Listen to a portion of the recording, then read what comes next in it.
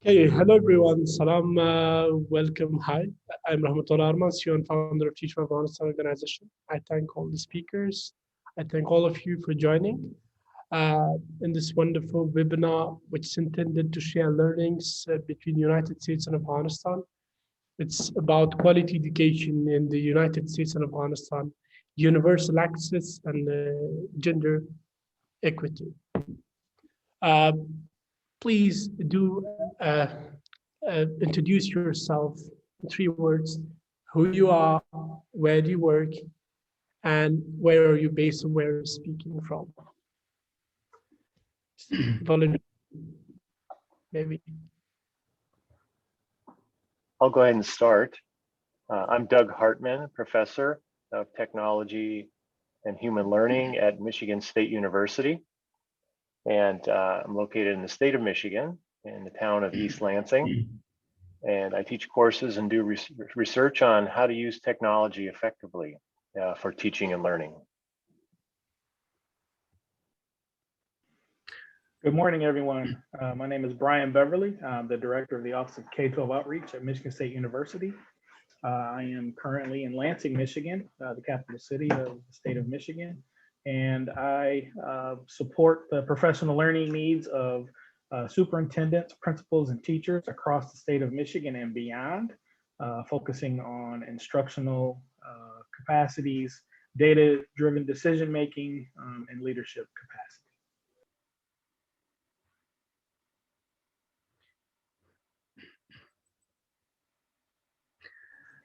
Hello everyone, good morning to my friends in the United States, and good evening to my friends in Afghanistan who are watching it now.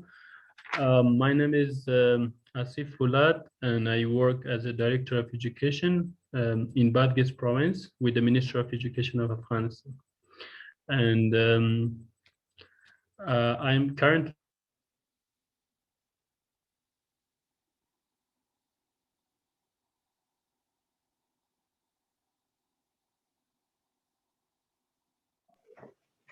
I think we lost him. Maybe Elisa, if you could go for it, and then we can wait for him. Okay, I'll go first. I'm co-presenting with Alyssa Whitford, so, but she can follow. My name's Alyssa Morley. I'm a researcher. I work at Michigan State University as a research associate with a Tanzania-focused research project. And I'm also a research fellow with the Center for Gender and Global Context at Michigan State, where I conduct research focused on girls' experiences with schooling around the world. And it's really such an honor to be a part of this panel. Thank you so much for organizing this and for extending us the invitation to speak today. Hi, everyone. I am Alyssa Whitford. I am so honored to be here today and so excited to be co-presenting with Dr. Morley. I am a PhD candidate at Michigan State University here in the state of Michigan. I am not right in East Lansing at the moment, in Vermontville, which is a small town here and nearby. And my research is centered on how elementary students specifically experience issues of gender in their classroom and how they perceive issues of gender, especially in relation to their social studies and literacy education. And thank you. I want to just echo Dr. Morley. Thank you so much. I'm so excited to be here today. Mr. Fulat, we have you back. You want to continue? You're on mute. You're on mute, Mr. Fulat. Can you hear us? Yeah. Hello, everyone. A very good morning to my friends and colleagues in United States, and a good evening to my friends in Afghanistan. I'm very happy to be here. My name is Asif Fulad, and I work as a director of education in Badghis province, the whole province. Currently, I'm talking to you from Kabul because we came here for a program. And I'm very happy to be here with you today.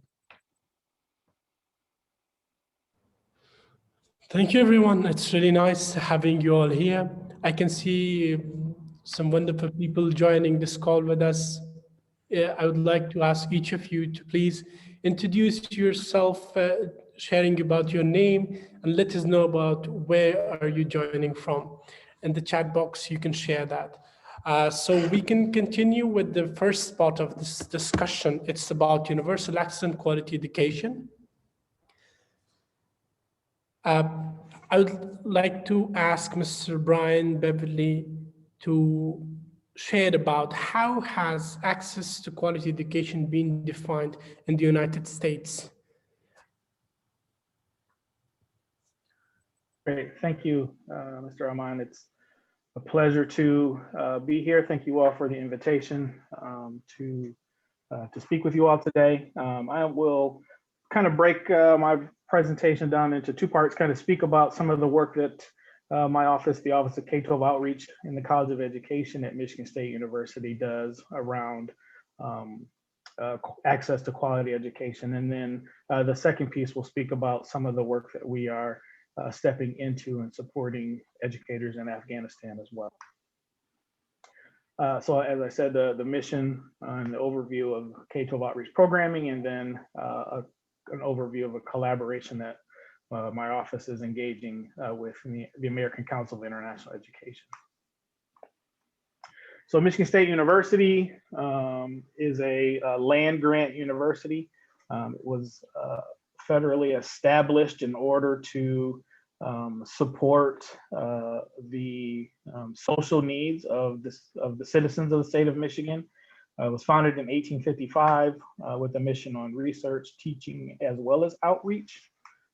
Again, it is located in the, we call it the Midwestern part of the US. Also in the north, we're kind of bordering Canada there.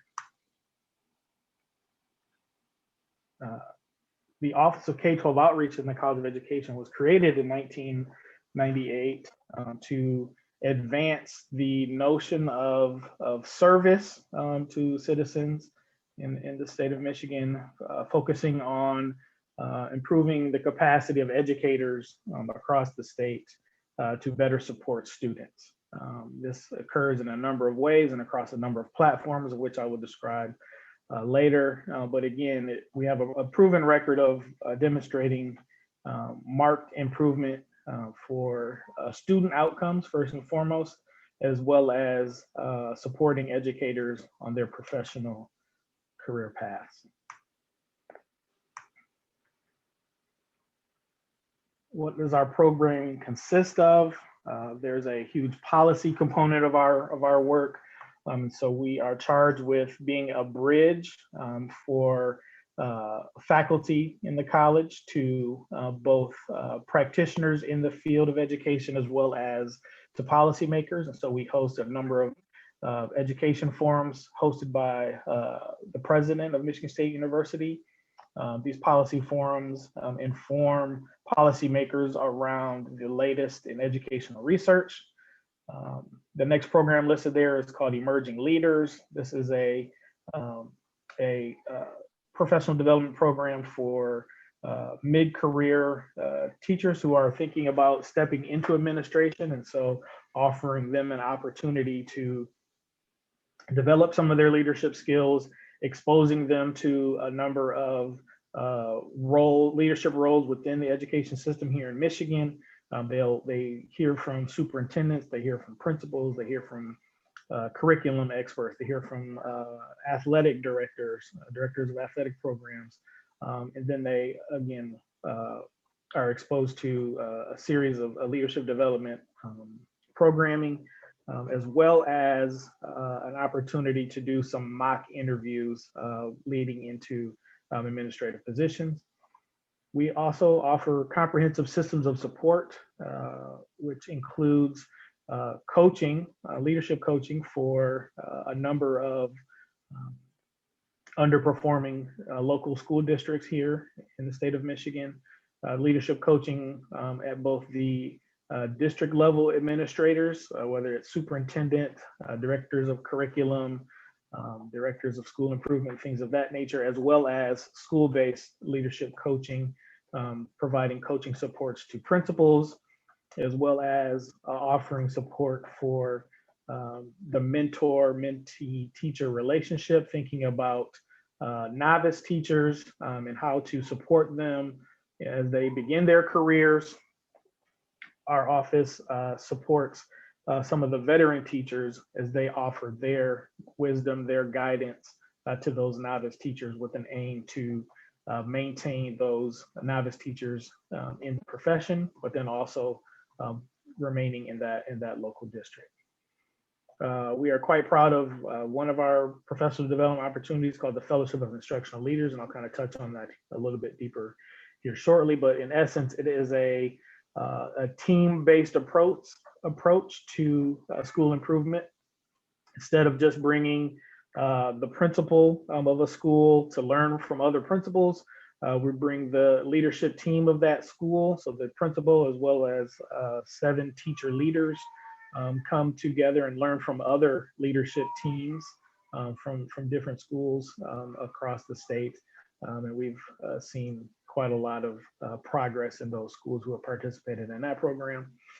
In addition, we offer data and evaluation services supporting teachers and educators' use of data, student performance data, behavior data, attendance data, and helping educators make the best decisions for their students based on the data. We are the host of Michigan's Education Policy Fellowship Program, which is an opportunity to bring together school leaders, state bureaucracy administrators, policymakers, as well as a number of faculty from Michigan State University have participated in this program. It's a year-long experience, which culminates with an opportunity to meet with the Michigan delegation in Washington, D.C. And we also have hosted a number of international study tours, particularly in the UK, looking at how school improvement has occurred in a number of their schools, what lessons can be learned for educators in the US. So looking at, again, Fellowship of Instructional Leaders, independent evaluations identify that there is a high level of effectiveness in building school capacity. Thinking about how can one school develop some capacity among its teacher leaders so that the principal isn't the only one driving change, but that there are also opportunities for teachers to step up and drive change and be some of those mechanisms to support student learning, thinking about, again, use of data, and then opportunities to learn how to visit other classrooms and provide constructive feedback to their colleagues. And so we identify a number of protocols and processes that support that type of professional learning community. We spend a lot of time focusing on professional learning communities.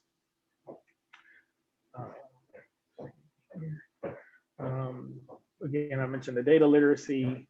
The majority of the schools that we worked with in this program moved off of the state's priority list. The priority list were schools that were performing in the bottom 5% across the state.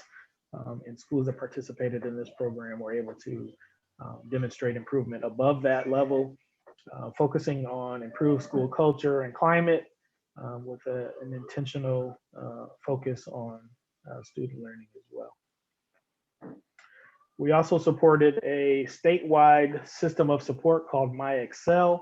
This offered coaching support to all of the priority school as well as focus schools. Focus schools were those that were identified as having the largest achievement gaps between their high performers and their low performers. And so supporting those schools and bringing those low performers closer towards the high performers in those schools. And so we had a number of successes in that area as well, particularly in working with schools in Detroit. And then most recently, our work with the Flint Community Schools, which maybe some of you might be familiar with, the Flint water crisis. but these schools have been the recipient, I guess is the best way to say it, of generational poverty. There's been lots of de-investment in this community, and their schools have been reflective of that de-investment. And so our work to support those educators, particularly around identifying and improving opportunities for Black and Brown students. And we spent a lot of time focusing on classroom management, on cultural awareness, and that led to significant decreases in student suspensions, out of school suspensions, as well as discipline referrals for Black students. Further, we also spend a lot of time in the community school focusing on literacy and improvements to early elementary, and as you can see, for the first time in a very long time, there was improvement on the Dibbles assessment for younger students in the Flint Community Schools based on our work. We're quite proud of that. Next, I want to discuss our collaboration with the American Councils for International Education. We combined on a proposal to the U.S. Embassy in Kabul, who are seeking support for a development opportunity for third-year students in Afghanistan who are in the teacher preparation programs, focusing on teaching English language learners. We developed the Afghanistan University Student Exchange Program in collaboration with the University for Global Languages in Tashkent in Uzbekistan. Scope of that work is to design and implement 6 5-week professional development programs, like I said, for third-year English students interested in becoming English teachers in Afghanistan. That will also incorporate a quote-unquote leave behind element, something that they can incorporate into their local communities and continue to work on after this program is over, and they will continue to develop that leave behind element for another year. Delivery of that curriculum includes 2 sessions per year over those 3 years. Each cohort will include approximately 25 Afghan participants, 2 faculty from Afghanistan, 2 faculty from Uzbekistan, and up to 10 university students from Uzbekistan will be participating in this program. I know that we'll be speaking about gender and education here shortly, but as we just met with our partners just last week, the notion is to have these seminars running separately, a male cohort and a female cohort. Participants in this program, we hope to increase and enhance their pedagogical skills in both teaching, reading, writing, and speaking English. We have experts on our team who focus on English as a foreign language and supporting educators in their knowledge of that. And then our work, obviously, as from the Office of K-12 Outreach, has focused a lot on classroom management. And we'll also be building use of technology and opportunities to practice teaching skills into the design of this program, focusing on best practices in instruction, providing constructive feedback to colleagues, opportunities to receive feedback from us, as well as they practice a number of these instructional strategies. Next steps in this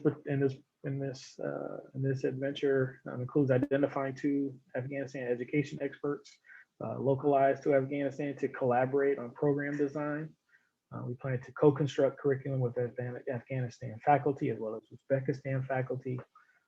We're working towards planning some cultural activities as the number of these trainings will occur actually in Tashkent So offering participants an opportunity to develop some cultural understanding of Uzbekistan, as well as planning that leave behind activity.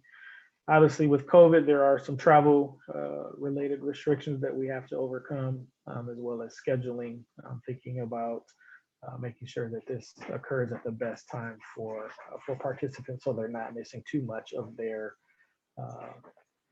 of their regular course load at the university. And I don't know if we want to do comments and questions at the end of all of these, or I'm happy to take some now, or I can wait. Thank you very much, Brian. Thank you for sharing this wonderful insights, wonderful information, so much helpful information. And thank you for this wonderful work that you are doing in Afghanistan as well. And as of the next steps, we wish you best of luck for that. Uh, I would ask all these participants if they have any questions, so they can post it in this chat box at the end of the call. We will ask these questions from the speakers. Thank you. Uh, I think now it's my part sharing about some about the access and quality education in Afghanistan, the work that we do in Afghanistan. As you all know, in Afghanistan, we have been in conflict and in war since last 4 decades, and the challenges are still on. So these last 4 decades of war and challenges has resulted into a severe economic and social and uh, problem in all sectors in Afghanistan. When we are talking about the education sector of Afghanistan, it has been severely affected by all these continuous wars and destruction problems.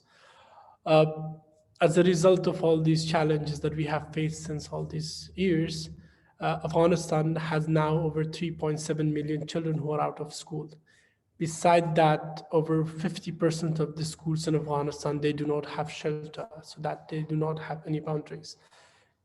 Obviously, there are challenges such as poverty, beside that, security challenges, so many different challenges all coming together, affecting very much the quality of education the children in Afghanistan receive, and very much limiting the access, especially for women, and then for the people who are living in these insecure areas. One of the factors that obviously decades and decades of research has shown that a qualified teacher has more impact and effect on quality of education than any other school factor. So I teach for Afghanistan as well, with that strong belief that obviously with the economy and all the other challenges that we have, we cannot be a solution for all providing school premises everywhere, building laboratories, providing all that is needed as of now. But to really help with the quality education, we very much believe in the strength and the power a qualified teacher that possesses. We know a qualified teacher can change students' future toward a very brighter future that they can have. They can have much more better effect and impact on students' outcomes than other school factors. That's possible as of now. That's what at Teach for Afghanistan we are doing. At Teach for Afghanistan, we are focusing on providing quality education by hiring and recruitment of highly qualified university graduates. We recruit them, we train them in 3 different areas. I really loved when Brian did also shared about the pedagogical support in that regard. So at Teach for Afghanistan as well, we do provide trainings in pedagogy, in educational psychology, in management and leadership. These trainings are provided to these young graduates. There is a rigorous procedure they have to follow. Like each year for Teach for Afghanistan, over thousands and thousands of applications that we receive, and the several recruitment procedures that they have to go through. After all these different procedures and rigorous procedures, we are recruiting and making sure we have that highly qualified people with us. Once they are recruited, once they are trained, they are sent to highly needed schools to tackle those challenges which has impacted or affected the quality of education. One of the challenges right now in the education sector, as I say, that has been directly very much affecting the quality of education is the shortage of teachers, shortage of qualified teachers again.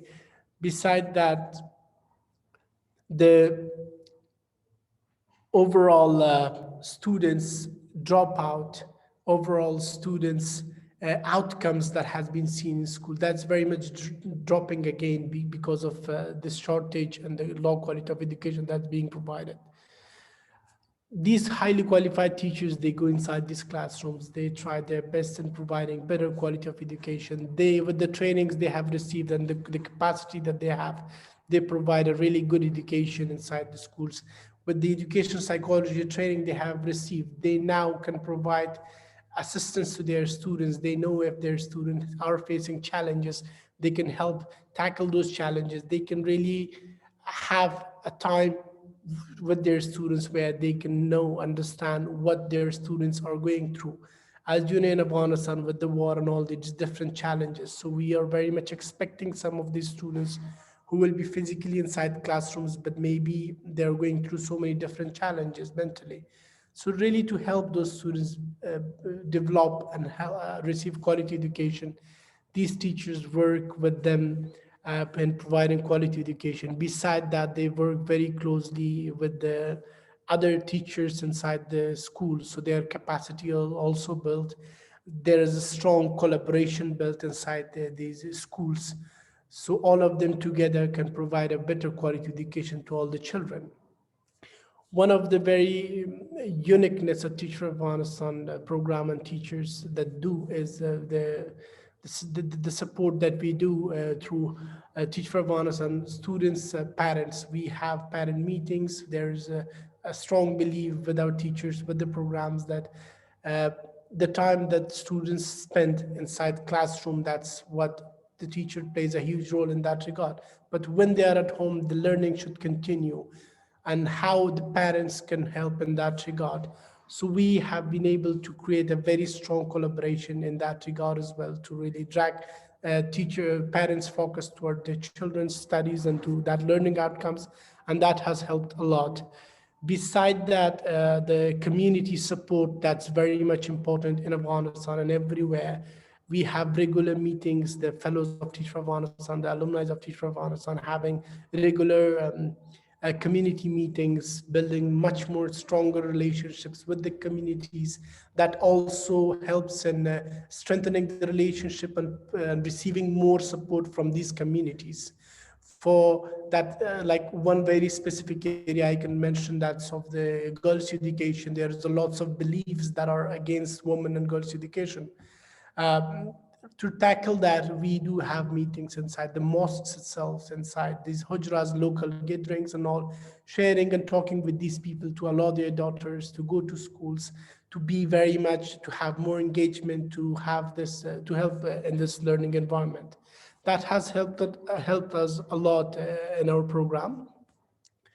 Uh, the 2 years of fellowship, as I described, so these are will be the activities that these fellows will be doing, that they are doing. Right now, we are in two different provinces, or in two different areas of Afghanistan that we are active. One is in Nangarhar province, another is in Parwan province. That's eastern part and northern part of Afghanistan that we are currently active. We have classrooms, and until today, we have been able to recruit over 340 fellows, of which over 80% have been women.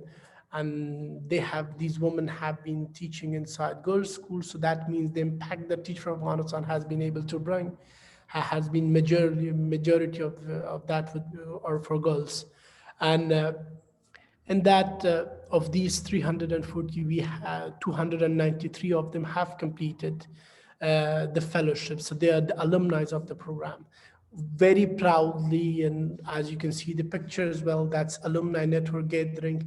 It was just yesterday as well that all the alumni of Teach for Afghanistan were here.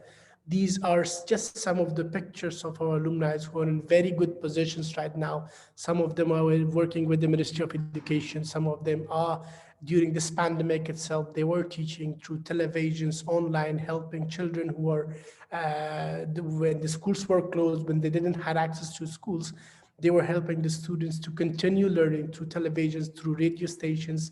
Some of these alumni did volunteer. They did printed easy chapters that was distributed to all these children to their homes. Some of these alumni are right now has been recruited as principals of the school. That's the highest authority inside a school, and that has been happened. And with that, so many different alumni of Teach For Afghanistan were working in media, trying to tackle those challenges like culturally, that mindsets that are against women education, girls education, overall challenges they're tackling in that regard. And we are happy to say that over 60% of these alumni have stayed in education sector itself. They have continued to become great teachers inside their schools. So with all this that I'm sharing, uh, as I said, like in the beginning, the challenges that we are facing in quality of education, the work that we do, one of the uniqueness at Teach for Afghanistan itself is that we are trying to tackle these challenges not just in short term, but in the long term as well. Like the very much, we all understand that all these different challenges that are happening in Afghanistan, especially with the education sector and specifically with the quality of education, they are because of some of the internal factors and external factors. Internal factors can be, as I mentioned, shortage of teachers, shortage of school premises, the curriculums, and all some of these challenges. But the external factors, as I said, were some of cultural beliefs in that regard, the media, poverty, all these different challenges that are not really allowing Afghan children to receive a better quality education. So for the short run, the fellows of Teach for Afghanistan go for these 2 years. They tackle those challenges. They are inside the classrooms. They are decreasing the shortage of teachers. They are providing quality of education. They are helping with children receiving good education. In the long run, these people, they are working with the Ministry of Education to help in that curriculum. They are working in the media, as I mentioned, tackling all those mindset and those different challenges and obstacles that has been set toward these people, working in the private sector, supporting the schools who are facing challenges like financially, and in so many different innovative and creative ways. So this is how at Teach for Afghanistan we are operating and working. Please do share your questions. I'm glad to answer those. Again, as I said, you can share your questions in the chat box. At the end of the call, we will have a specific time for that, asking all the questions you have mentioned over here. We would love to answer those. Uh, Now for the second part of the call, okay.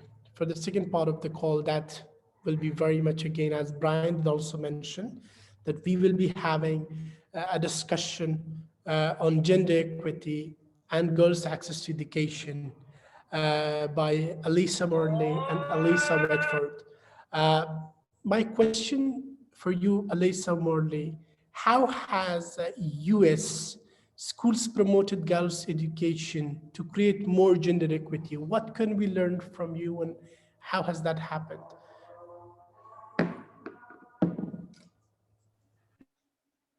Well, thank you very much for these initial presentations and for providing the space for us to share some ideas about gender equity. I'm sharing some slides now that Alyssa Whitford and I have prepared that address how US schools have promoted gender equity and also some of the areas where there's a lot of opportunity for growth in the US and beyond, specifically curricular representation, how girls are represented in the books and the literature that they're encountering in the classrooms. We're really honored to have this opportunity to exchange ideas. My name, just to reintroduce myself, I'm Alyssa Morley, a research associate at Michigan State University. And I'm presenting today along with a colleague and fellow educator, Alyssa Whitford, who's a PhD candidate in the teacher education program at Michigan State. And we titled our presentation, Beyond the Book, Considering Gender Equity Through Curricular Representation.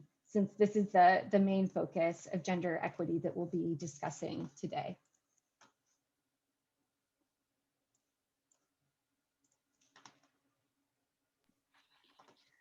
Hello, everyone. Our presentation begins today with an initial effort to conceptualize equity and the interlocking dimensions that define it. We offer ideas for how these facets complement one another, and then we'll examine one specific aspect of learning experiences, one that has the potential to both deepen and disrupt gendered inequities, which is curricular representation, or how individuals are portrayed in the curricular materials, such as in textbooks or other literature, that the students engage with in the process of their education. And we will end with some concluding remarks and implications. So the visual on this slide, this gender equity, a dynamic framework. We need to share our slides still. Oh, am I not sharing my screen? I'm sorry. Let me share my slides. Am I sharing them now? Yes. Yeah. Oh, okay. Thank you. Okay, so the visual on this slide, the gender equity, a dynamic framework, it's adapted from the United Nations Girls Education Initiative framework, and it illustrates the interrelated elements of gender equity. So there's access, learning outcomes, and learning experiences. And it's important to mention that gender is one angle for understanding equity, but we can also apply this framework to thinking about ability status, racial identity, income status. And so those different categories of equity or marginalization, they intersect to create particular experiences of marginalization. So today we'll focus on gender, but we'll also try to maintain an awareness of the ways that gender intersects with other categories as well. And in thinking about the elements of equity, access is one of the most basic ways of understanding equity and one of the most common.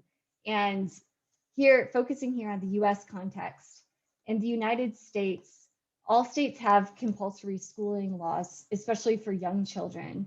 And if we look just at education access statistics, we see that at a very broad level, most children, broad national level, most children, girls and boys, are accessing school at the primary and at the secondary level. There are areas for improvement, but there is this kind of near universal access narrative with US schools, and it's encouraging. But this narrative misses the ways that students of different genders and of different racial groups often access very different types of education. These narratives of universal access, they also miss the stories of how some students, particularly students, girls of color, they may be over-disciplined and they may not be afforded opportunities to thrive when they access school. So in other words, there are troubling differences in student learning outcomes as well as student learning experiences that we need to interrogate in order to move towards a more robust understanding of and outlook for gender equity, one that includes all girls and boys. So this background helps us understand the breadth of gender equity as well as the scope of work that remains for educators and policymakers. And we focus the remainder of our presentation on one slice of the gender equity framework, learning experiences. This dimension invites questions like, is school a safe place for girls and boys? Are discipline practices fair for students of different genders? Can girls and boys participate in learning activities? Do girls and boys see themselves in their stories and textbooks? The final question points us to curricular representation. And we narrow in on this area because if ignored, it has the potential to further reinforce gender inequities. However, gender equitable curricular representation can also be a means for creating more just and fair education experiences. And again with this quote to highlight the important curricular representation for girls and other marginalized groups. And this quote is by Sadker and Sadker, who say, Each time a girl opens a book and finds a womanless history, she learns that she is worthless.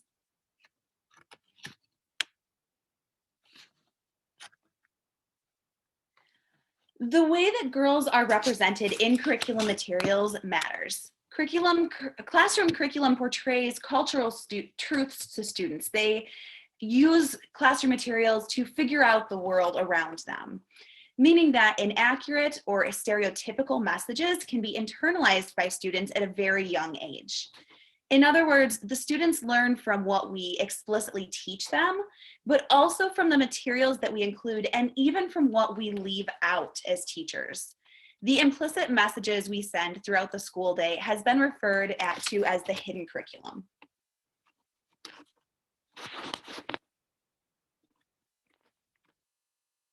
Now, traditional or limited representations of women can instill the belief that women are unimportant or that they are even inferior to men, reifying sexist notions of power and significance. When women are portrayed as passive, when they are portrayed as supporting players, or when they are left out of materials altogether, female students of any age can lose out on meaningful educational experiences.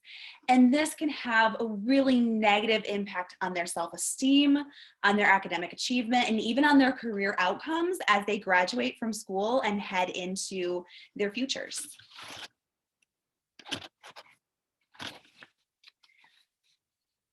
Now, improvements have been made on how women or girls are represented in curriculum materials.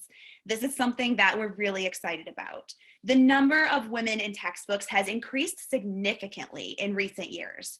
In addition, teachers often incorporate supplementary materials, such as social studies magazines, to supplement their textbooks, or trade books, such as the ones you can see on the screen, which show empowered girls or women who are taking on counter stereotypical roles. And these trade books are often incorporated now into classroom literacy practices. A recent content analysis of a popular social studies magazine for kids, for example, demonstrated that men and women are being shown in equal numbers. In addition, we have recently seen a rise in these trade books. So even more trade books are coming out in recent years, which show powerful counter-stereotypical women or girls. However, there is a need for continued growth. So some things that we can think about moving forward to make sure that we are continuing to represent girls and empower girls through our educational experiences. Despite the increased number of women or girls represented in educational materials, men are still included significantly more than women in textbooks. In addition, studies indicate that textbooks and supplementary materials continue to show women and girls in stereotypical roles. And while trade books featuring counter-stereotypical women are becoming increasingly available, schools do not often supply teachers with these texts or any related resources to help them incorporate these books into their instruction. This means that teachers are required to use their own money to purchase these texts, and their limited time to create lessons featuring these texts. Arguably, this may negatively impact their use in classrooms. It also points to a need to more systematically support teachers who are working toward gender equity in their classrooms.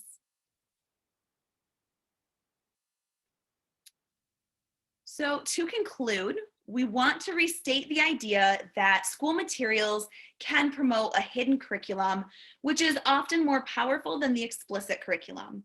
These learnings can reinforce gender stereotypes, but we also see this as a promising area where growth has been made to support female students and where we can continue to grow to continue to further challenge gender stereotypes in classrooms.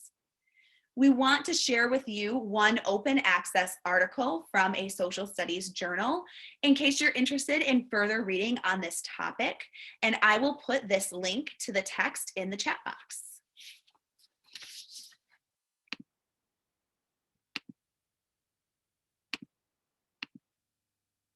muted.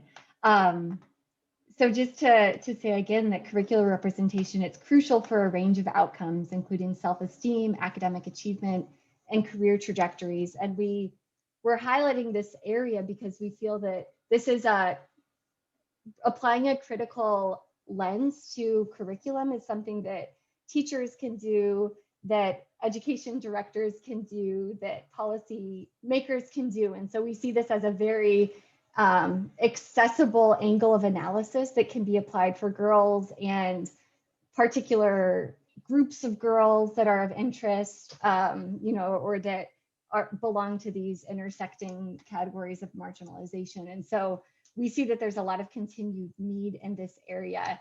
And we hope that it's a space that educators and policymakers in the US and beyond focus resources and attention in their efforts to achieve gender equity.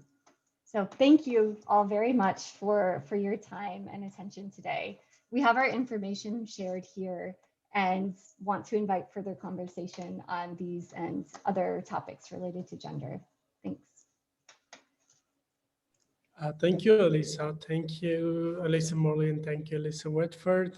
Thank you for these helpful, insightful words. I think for me, myself, working in the education sector and all these participants over here, this was super helpful, especially like thinking in Afghanistan and the work, the curriculums, so much male dominated and so much presented like in that wise.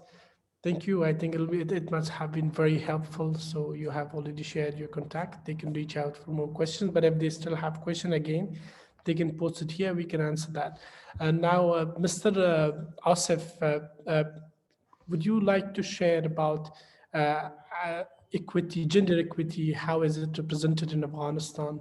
As you are the director of education from Badghis province, so how do you think it's well presented, and how we can make sure this is there we have more equitable and more equal opportunities for girls and boys inside of schools in Afghanistan? You're on mute. I think you're on mute, Mr. Folad. Yeah, now it's good. Thank you, Mr. Arman. And also a very good evening to you, and good morning to all colleagues in the United States and all over the world, people who are following this conference. First of all, it's a platform for me to thank you, Teach for Afghanistan, for creating such opportunity for us to talk here, and also our beloved colleagues from Michigan State University for being here today with us.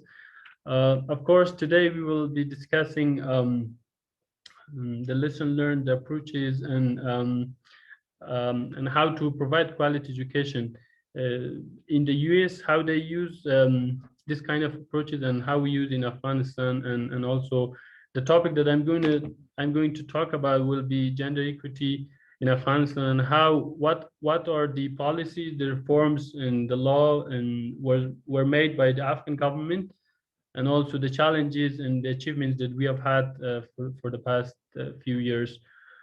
Of course, education is a vital part of a functional state, and it's a fundamental cornerstone and a key prerequisite for a durable peace and a stable society. And I'm sure from the very beginning, if there was a special focus on education in Afghanistan, it would have a very effective impact in peace and economic development and social development as well.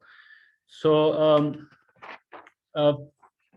Zahir Shah was the first ruler of Afghanistan who introduced the modern education system in Afghanistan, and he was believing that woman is an integral part of the society, and that was continued until 1970s.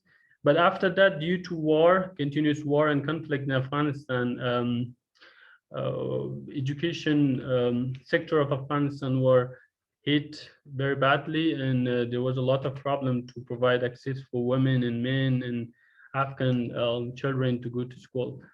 But thanks God, after the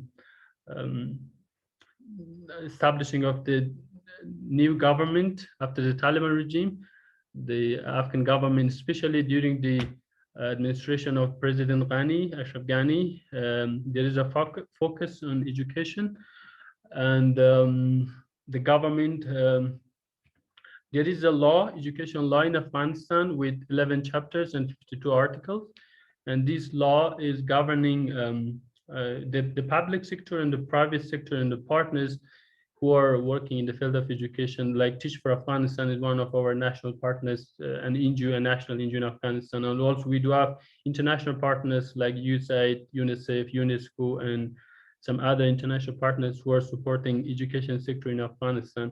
So this law is governing the activities of education in Afghanistan. We do also have a strategic plan for the Ministry of Education. And the main focus of the strategic plan of in the Ministry of Education, the main focus is on quality and coherence, equitable access, efficient and transparent management. So the second part, the second focus and very important focus of the Ministry of Education will be on equitable access. So the whole strategic planning plan of the ministry is focusing on this part and how we can provide accessibility for women and girls and each nationality of Afghanistan to receive quality education in this country. And also in SDG, Sustainable Development Goal, Afghanistan is a part of that, and there are about 14 targets and 40 indicators in the education sector that we need to achieve. And for example, goal number 4, providing quality education and universal access for education. Here, Afghanistan is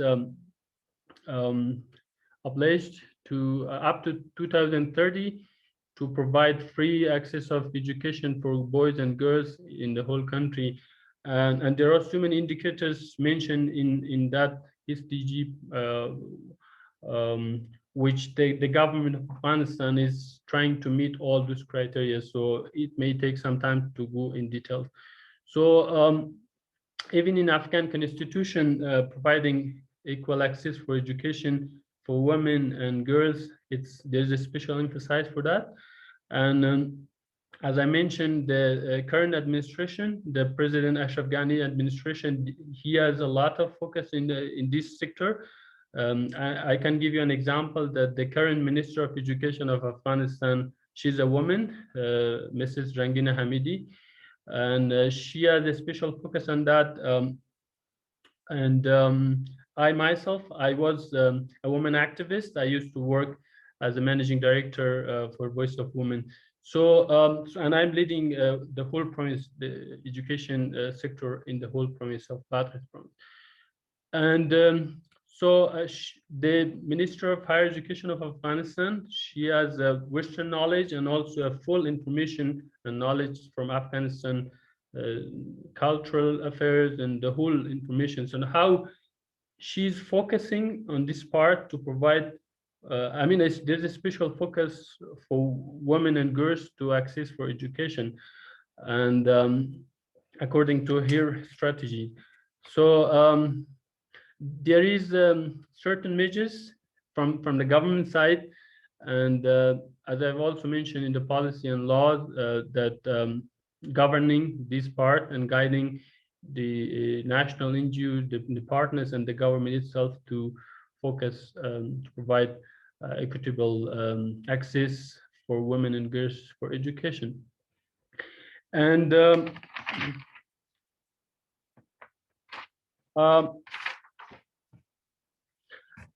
in order to provide quality education in Afghanistan, the new Minister of Education, for the first time, we have Deputy Minister of Quality Assurance. She has created this Deputy Minister in order to increase the quality of education, to provide a better education in the whole country, in all 34 provinces of Afghanistan. And of course, under the quality assurance, the monitoring and evaluation part, and all mechanisms that can check the process of providing better and quality education will be improved. And because these deputy ministers were created, I think 1.5 months ago, 2 months ago, and there are a lot of um, efforts and initiatives that how we can improve the quality education and how we can provide quality education in Afghanistan using the new technology and using the probably some very good models in the other countries. For example, in the United States and Japan, we have good models of education, considering our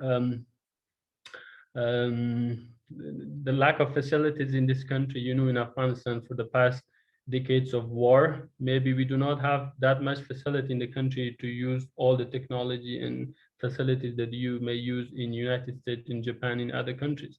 But considering these facilities, there's a lot of efforts going on, especially the current Minister of Education. She is really working with the experts, with the international and national experts of education, how we can provide education, quality education in Afghanistan. Because, as I mentioned at the beginning, that if we provide quality education, especially for women and girls, this means that we are working on nation building. And you know that educated mothers, they can raise educated children, and educated children, they can contribute for the development of this country, Afghanistan. I'm very optimistic for this very positive initiative.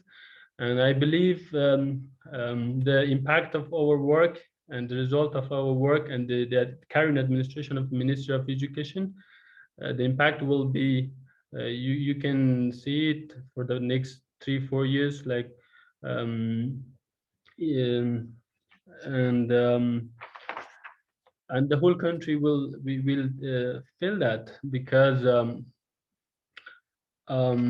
currently, as I mentioned, that a lot of good things are going on in the policy reform, making new policies and strategies and at the national level, and it will be implemented across the country. Of course, as I mentioned at the beginning, we also have some international partners and local partners. They also contribute their parts, especially for providing and financing female teachers. In some schools, there are shortage of female teachers, so some of the international partners and national partners, they support us in this part and providing capacity building programs, and also, and they really help us to perform well. Mr. Arman, at the beginning, he was mentioning about the challenges in the education sector.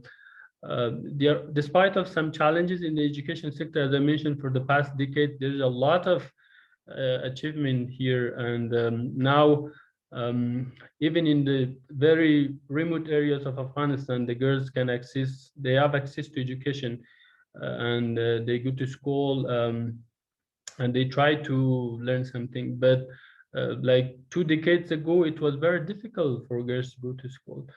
And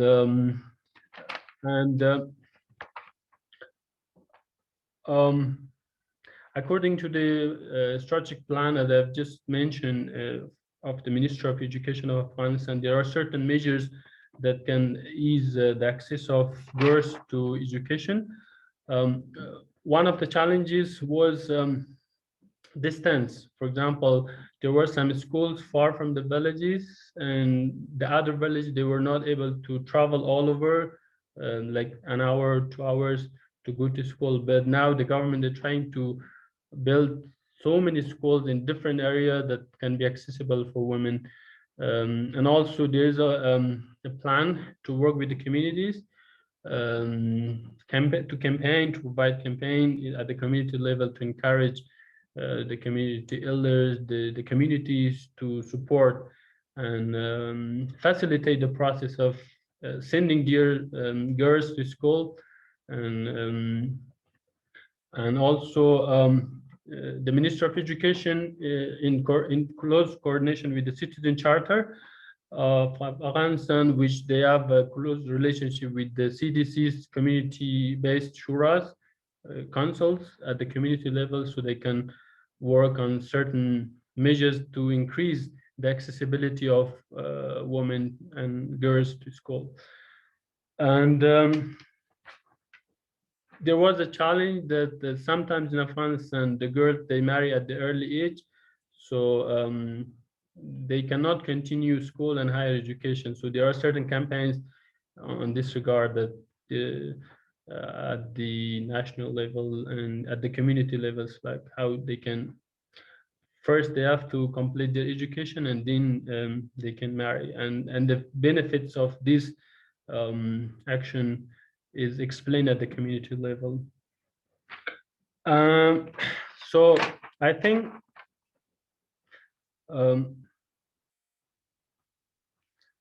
I have mentioned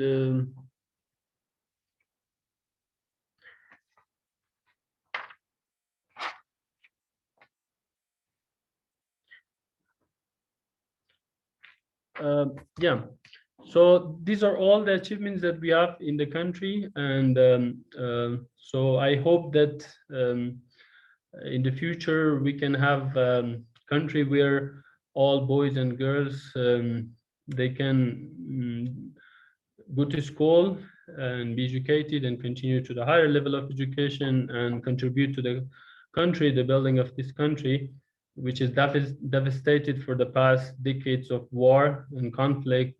And I'm sure the Karen administration is working on that, and I'm seeking the support of the international community. And I'm very happy that today we have you, and Dr. Brian was talking about the programs they have had for Afghanistan, and that was wonderful. And also the other, Alisa, she was also speaking about very good programs, and these are really helpful for us. And on behalf of the Afghan people, I'm really thankful for the United States for supporting our education sector and educating our people, providing capacity building programs, and also creating a platform where we can provide quality education for our communities.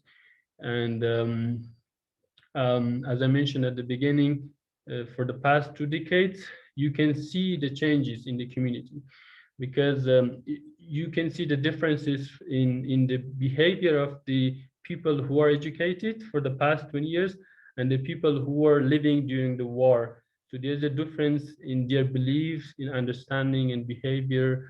And of course, for the past two decades, the people who are involved in education, they have higher education, they contribute and they support the system and the country, and that's very helpful. And I'm also one of those products, because during this administration, I managed to have 2 master degrees, one from Carleton University, and I have my bachelor degree from Malaysia, and my first master degree in Carleton University, and my second master degree in Kazakh American Pre-University in Kazakhstan.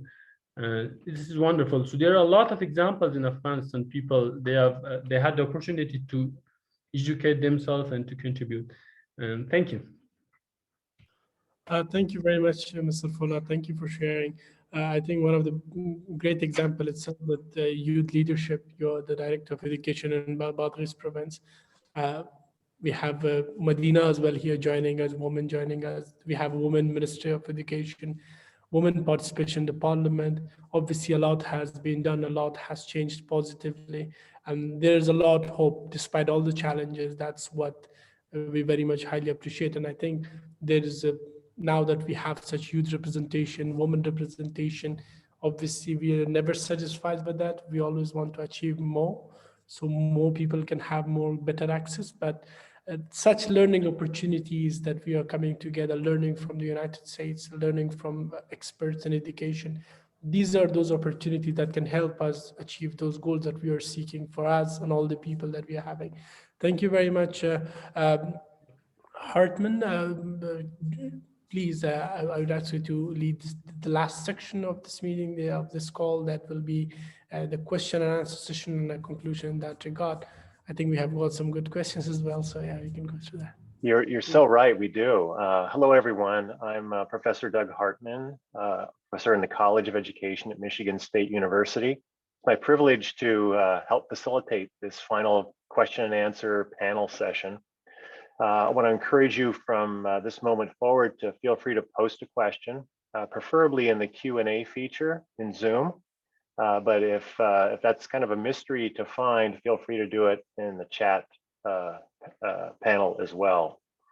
There are so many good questions posted already that I think it makes sense just to start with those. I had a few in mind in preparation, but I think yours are much better. So I'll start with some that have already been posted, and you should feel free to take a few moments to type in a question that you might have for one of our presenters today. I'm going to start with a question from Professor, and you have to please forgive my mispronunciations, but this is Professor Kaderi, and the professor asks this question, and I think it's probably directed toward our first two speakers, Dr. Beverly and Mr. Arman. The professor would like to know what are the factors that add quality in education? You mentioned a few in your presentations, but what are some of the others besides teachers are certainly key in adding quality, and having good professional support while you're teaching helps. But what are some of the other factors? And could we start with you, Mr. Arman? Thank you very much. Obviously, one of the, by quality, adding quality in education, the factor I can really mention is that one of the most major factors really the ability to understand the children, the need, what the children need, and the potentials of the children. If a teacher knows that, if a school knows what the potential they have inside the classrooms that they're having, they can utilize it, they can help the children achieve their potential there, and that can be one of the best thing I think we can add in that regard. Because I think Mr. Professor Qadri is from Afghanistan, so maybe it'll be good to learn more from a US perspective. I think that's what would be more helpful.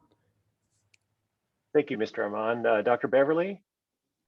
Sure, I saw that note in the Q&A and just prepared some quick thoughts on a slide here. So I'll just pull that up.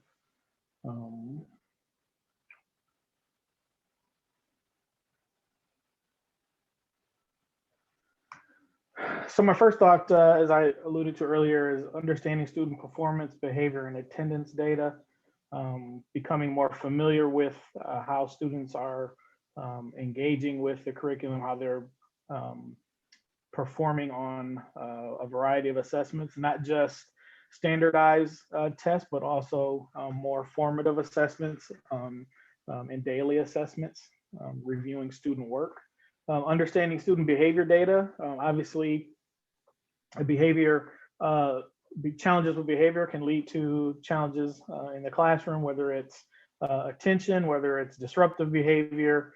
Maybe there are some indicators that there are some personal issues going on at home, but understanding your students' behavior and the data that supports that can help you better engage your students, as well as thinking about attendance. Students can't learn if they're not in the classroom. The next point is an important one. It's one that we spend a lot of time on in the work that I do with a number of educators across the state of Michigan. That's a hyper focus on the instructional core. The instructional core is a concept that was developed by the now late Richard Elmore, who just passed over the last week or so. But this instructional core is this notion of improvements to student achievement occur in these interactions between the student, the teacher, and the presence of content, right? If you make any change to one of those three components, you have to make some additional adjustments to the other two. So if you make changes to instructional practice, you have to make an adjustment to how you're engaging with your students. You also have to make some adjustments to curriculum, right? So a hyper focus on the instructional core.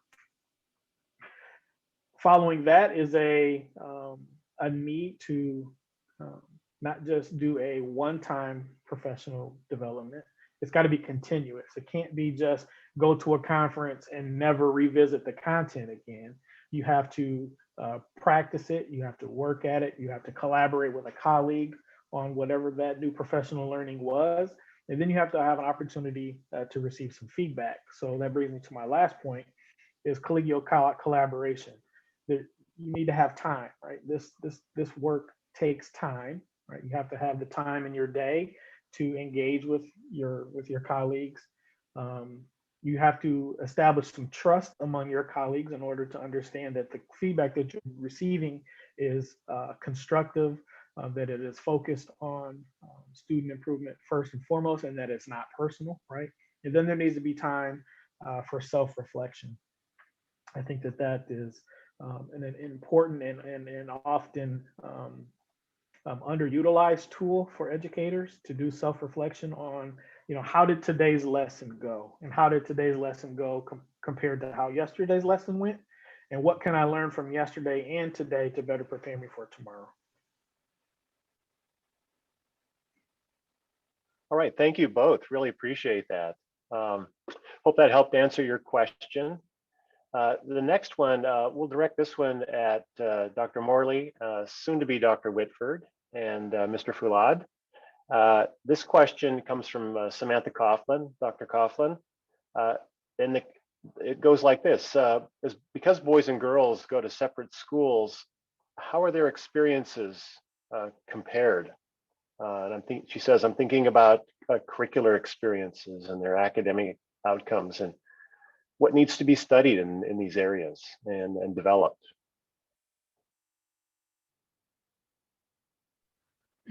I don't know if thank you, Mr. Hartman. First of all, I just want to mention that in Afghanistan, at the higher level education, I mean for the university level, the boys and girls, they study together in the same class in the same university, so they study together. But at the school, based on from the very so many years, this was a kind of culture and beliefs due to religious beliefs and cultures.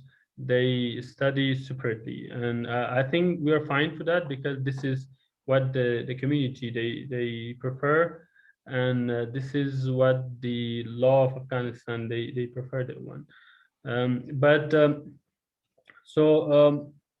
Maybe in the future, the schools also will be separated will be merged with the boys and girls. They can study together, but it depends to the decision of the Afghan people and the Afghan community, and the beliefs that the people have in this country, and we respect that. And it depends to the time and situation for the next year what gonna happen.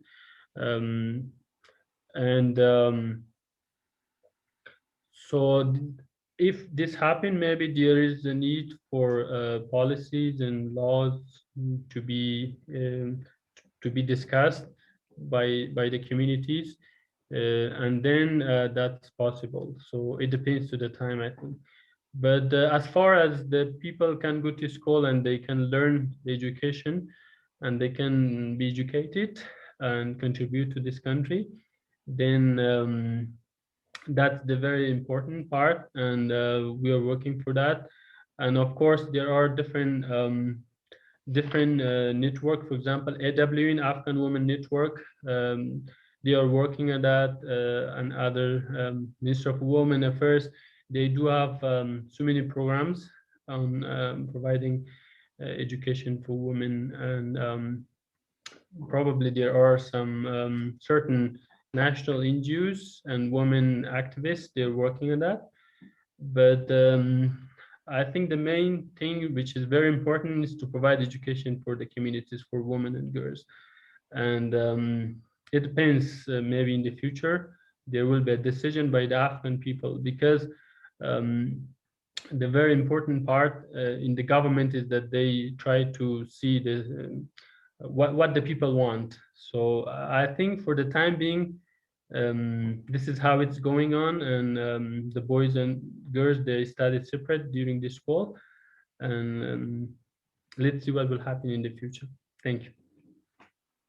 Thank you. Alyssa or Ali, anything to add? This question and Mr. Fulad's response also raised a question for me, I guess just an area where I'm curious around how the Ministry of Education, what efforts they make to ensure that girls and boys have comparable learning experiences, if the curriculum is similar, and also the teachers, if there are any differences in the quality of teachers that are in the girls' schools versus the boys' schools. Are women teachers in the girls' schools, male teachers in the boys' schools? Any more information about just how these schools are similar and maybe ways that they're purposefully different would be really interesting to hear about. Did I answer the question?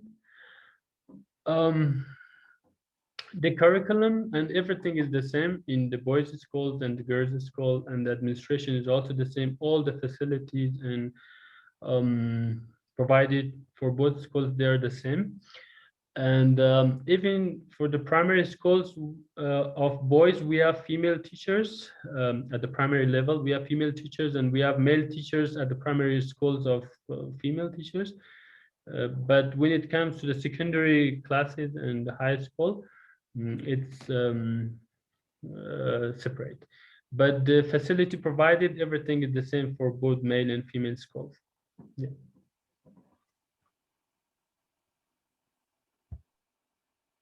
Anything else to add, Medina or Arman? Thank you very much. Now we can go to other questions. Okay. Please. Sure. So this is a question for everybody.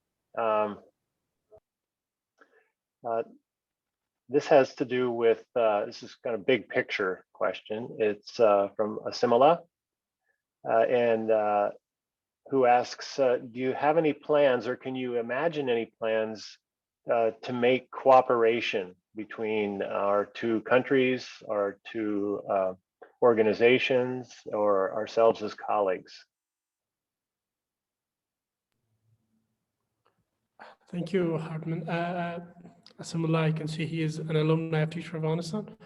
So I would suggest in the beginning of the call, I think when Mr. Beverly shared about the programs that support that is being provided in Afghanistan as well as Pakistan as well. So maybe that's one point he can revisit that. We'll be sharing the recording in that regard as well.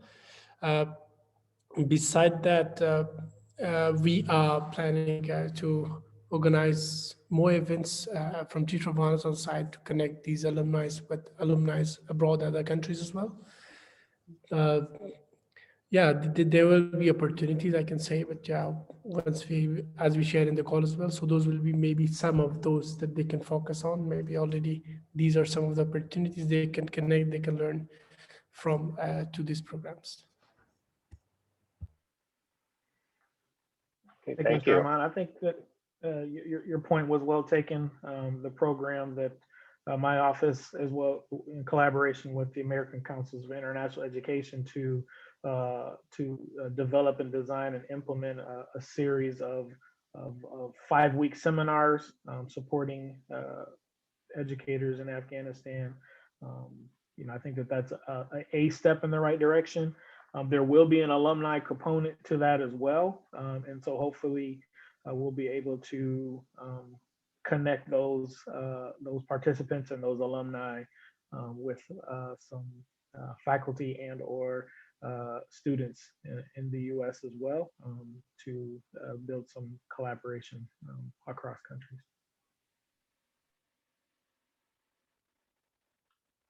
Very good ideas. Thank you. This is a question from someone identified as Galaxy M20.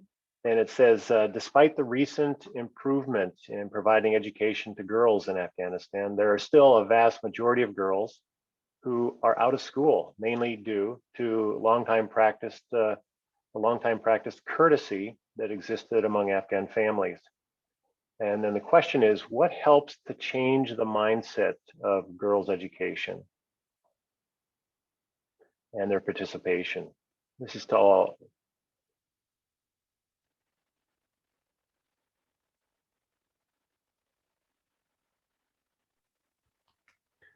Do you want me to answer this question? Please, if you'd start and others can chime in. Maybe Mr. Arman can add it. I think, as I mentioned in my previous explanation, it takes time, maybe because it's very difficult to change the mindset of the communities. We, in our country, we respect more, we have respect for the, it's a cultural belief we have, and also religious belief we have. And and so it takes some times for the communities to travel around and to see other countries. We, for example, a very good example can be Turkey and Malaysia and some other Muslim countries. They provide quality education for their boys and girls in a way which is very effective. And so it may take some time for the people to travel around and see and to read more articles, to refer to the social media and different kind of channel of communications in order to understand the benefit of education for the community. And as I mentioned, there's a very big difference, change, a positive change compared to the past 3-4 decades. And now the people, they really support, even at the community level, they try to support education sector, the elders, even the religious scholars, the community, everybody, they try to help us to support, provide education, because as I mentioned at the beginning, there are some kind of different beliefs, religious beliefs and cultural beliefs and traditions, which create a limit for that. But that's a kind of, they are now very supportive for us, and it's, I think, a positive sign for us. And I hope that this can continue, this will continue, and I'm very optimistic that we have more women and girls accessing education in the future. Yeah, thank you. Thank you. Just wanted to add over here, like one thing that we practice at Teach For Afghanistan, what we saw really helped was more engagement of the families, of the parents with schools and with of the community as well. Obviously, there are some beliefs which are against girls' education, women education in Afghanistan, and they are different thinkings. If a girl gets educated, she won't be a decent or a good girl, whatever they call it. So different beliefs. What we do at Teach For Afghanistan, we invite them inside the classrooms. They see what's bad in that. So they see there's a classroom, students are learning. So obviously that's one change of mindset. Recently in Nangarhar, like about 2 years ago, there were two sisters who were in ninth grade. At the village they were there was a mindset that the girls should not study more than ninth grade. If they know how to read and write, that's enough for them. So that was the mindset of their parents. If they continue to get more educated, they won't be a good girl, then it will be difficult for the girl to get married, and so many different mindsets in that regard. What our fellow, who was also a female fellow, what she did is she invited the parents to the classroom. She did share how good their children are doing inside the classroom. She was wearing complete hijab. She was also having a kid. She said, see, I'm educated. I have done my bachelor education. I'm teaching over here. I'm married. I have a child. And see, I'm doing a really good job. I'm helping these children to learn better, to understand what's good for them, what's bad for them, how they can help their families, their community, their own village. I think that really helped, that itself, those two girls, they continue to stay inside schools. So the more we create opportunities to engage communities, parents, and all these people who are against education, the more they know what really is going on in education, the more they see successful women, and they see what great impact they're bringing. So I think that itself can a lot change what is going right now, and that can have a positive impact in that regard. Others?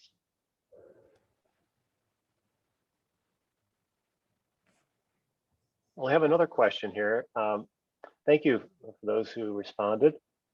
This one was directed at Alyssa and Ali, but I think it's more generally for everybody from the US. And the question is, how are you decreasing racism in American classrooms? What things are being done? So I'll open that up for Brian, Ali, and Alyssa.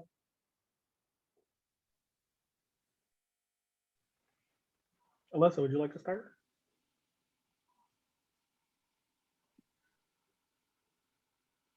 I think you just remuted yourself. I think I did too. Sure, yeah, absolutely. So I am speaking from right now the perspective of working with pre-service teachers, teachers who are going into the classrooms and beginning their teaching careers.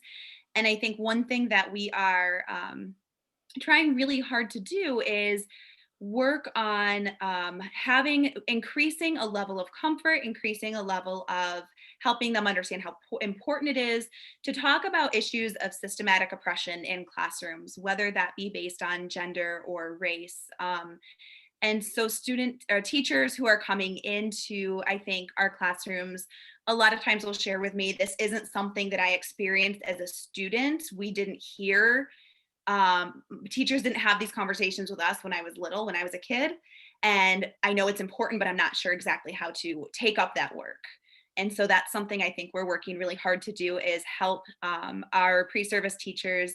And I'm speaking specifically to the elementary, younger students, teachers who are working with younger students. But I know this work is happening throughout. How to have conversations about oppression and how to have conversations about race and how to have conversations about current events that are taking place that highlight these issues with young children, and to work on helping even the youngest students think critically about systems of oppression and their history and what's happening now has been, I think, a big focus and something that I think hopefully speaks to that issue.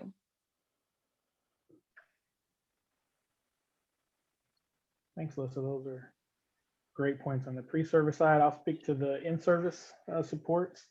My office has provided a number of professional learning opportunities for educators focusing on cultural responsiveness, thinking about opportunities for teachers to recognize their own biases by doing a self-identity analysis, and then coupling that with an analysis of their students.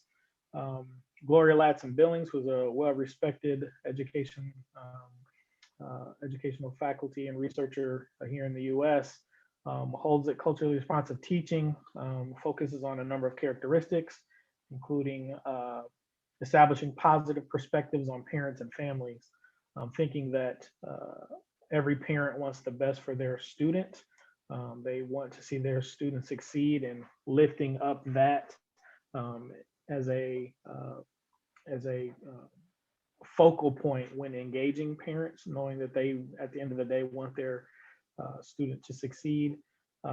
Communication of high expectations. There's a need to recognize that all students can succeed, that all students can achieve great things.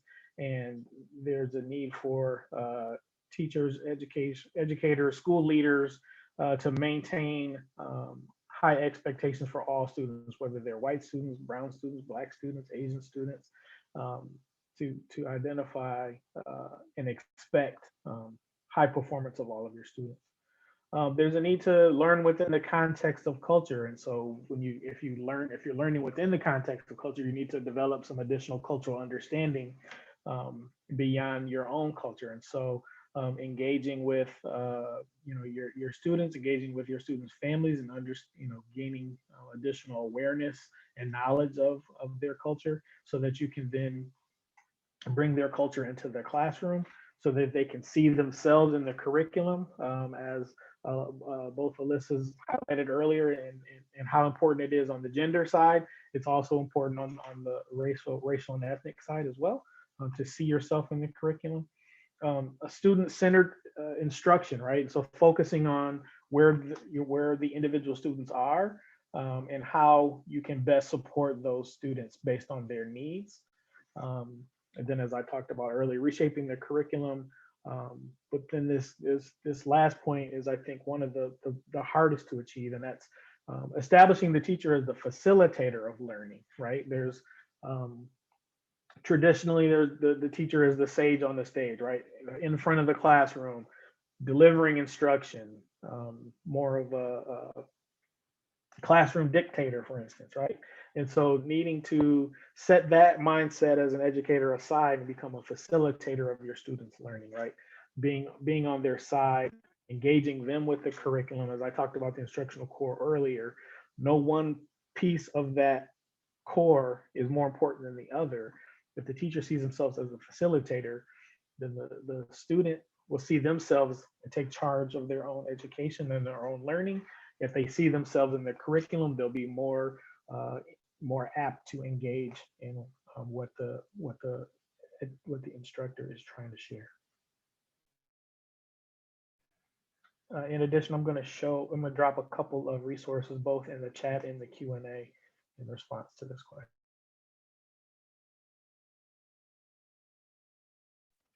Thank you for doing that, Brian. I'm mindful of the time here, and we're near the end of our 90 minutes for the webinar. There are certainly more questions, very good questions that we could discuss. We're sorry we're not going to be able to get to all those, but we hope that the questions we did discuss that you raised provided good food for thought as you begin to think further about issues of quality in education, especially as they relate to universal access and gender equity. I want to take a moment and thank our presenters and panelists today. Each of you contributed some key insights to our thinking. I also want to thank Medina Farid for her very good help in advertising and helping facilitate all the technological work that made this possible. Terrific job there. Thank you. So thank you, everyone. I guess the final move is for me to hand this back over to Mr. Arman, who can close us out for the webinar today. Thank you, everyone. Thank you, Mr. Hartman. Thank you, everyone. It was wonderful having all of you over here. It was really helpful, all the ideas we shared and all the insights shared. The question and answers, the questions that were shared over here shows how much interested the participants were. And we will be sharing the recording of this call as well with all of you, so you can, if you have missed any part of it, you can go back and you can still learn from it.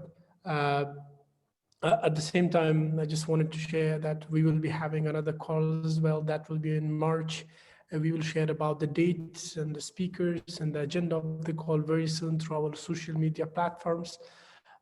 So all this, stay in touch. We will keep you all updated and about the next call, inshallah. Thank you all. Thank you very much. It was really nice having all you here. Yeah, great. Wish you all have a very nice day ahead. خداحافظ همگی. استاذتون خدای پامان. Thank you. Thank you all. Goodbye. Thank you all. Thank you. Bye. Thank you.